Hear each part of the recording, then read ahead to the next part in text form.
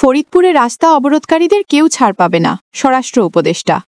স্বরাষ্ট্র উপদেষ্টা lieutenant general অবসর জাহাঙ্গীর আলম চৌধুরী বলেছেন, ফরিদপুরের সংসদীয় আসনের সীমানা নির্ধারণকে কেন্দ্র করে যারা রাস্তা অবরোধ করেছে তাদের কাউকে ছাড় দেওয়া হবে না। রোববার 14 সেপ্টেম্বর সচিবালয়ে স্বরাষ্ট্র মন্ত্রণালয়ের সম্মেলন কক্ষে কোর কমিটির বৈঠক শেষে সাংবাদিকদের তিনি এসব কথা বলেন।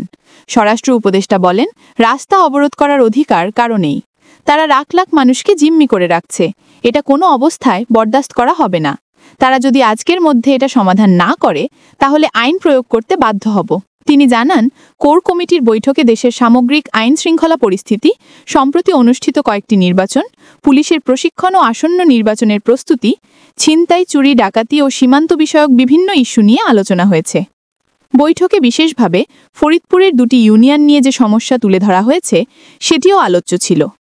জাহাঙ্গীর আলম চৌধুরী বলেন, ফরিদপুরের ওই দুটি ইউনিয়ন আগে যে সংসদীয় আসনে ছিল সেগুলো অন্য আসনে দেওয়ার পর সেখানে স্থানীয় জনগণ ক্ষোভ প্রকাশ করেছে।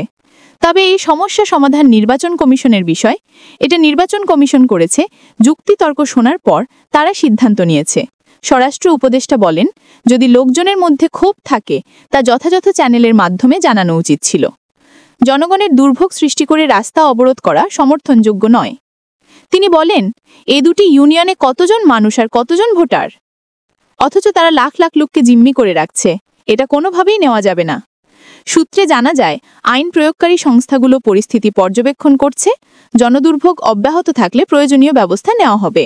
স্থানীয় রাজনৈতিক ও মানবাধিকার সমিতিগুলো থেকে এখনো কোনো আনুষ্ঠানিক প্রতিক্রিয়া পাওয়া যায়নি।